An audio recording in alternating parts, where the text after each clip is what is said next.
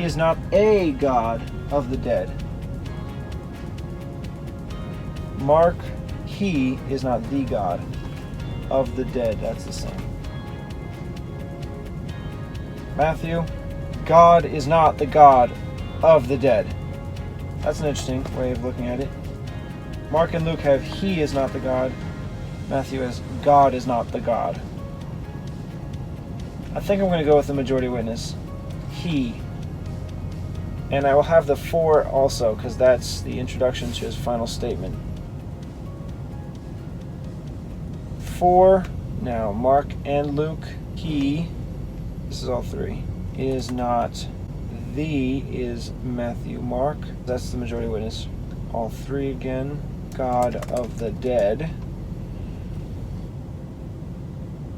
But of the living, Mark, but the God of the living. So it adds the God again. Luke, but of the living. So all three have a but. I'll have the God. And this way I could say that second mention of God is also from Matthew. Now all three of the living. That's the end in Matthew. Mark has another statement. You therefore do greatly err. Luke, for all live in him. Okay. Well, I can put both, but which should be the final statement?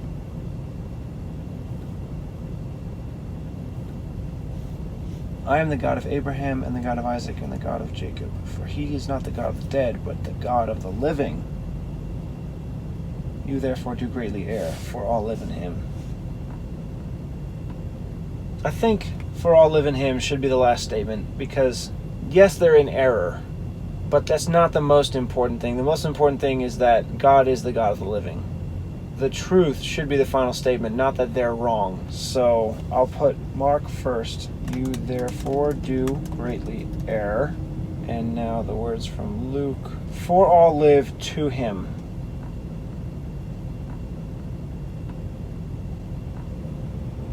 Matthew, verse 33. And when the multitude heard this, they were astonished at his doctrine. But when the Pharisees had heard that he had put the Sadducees to silence, they were gathered together. Then they asked him the greatest commandment. So it begins, when the multitude heard this, they were astonished at his doctrine. Mark, and one of the scribes came, and having heard them reason together, and perceiving that he had answered them well, he asked, which is the first commandment? Okay, so none of their astonishment is in Mark. Just goes right to one of the scribes came to him having heard them reasoning.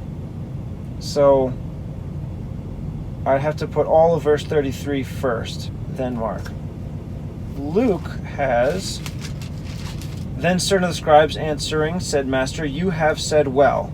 And after that they dared not ask him any questions at all, except the fact that they do ask him what's the greatest commandment. I wonder if that's just later on in Luke.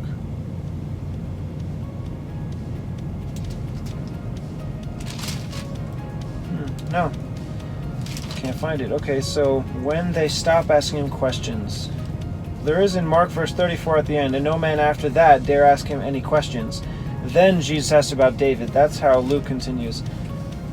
They dare not ask him any questions at all. How say you that David is my son? So I need to go from Mark 28 to 31 before I continue with Luke, which means I'm just done with Luke for now. But still, I have to have that one verse from Matthew. And when the multitude heard this, they were astonished at his doctrine.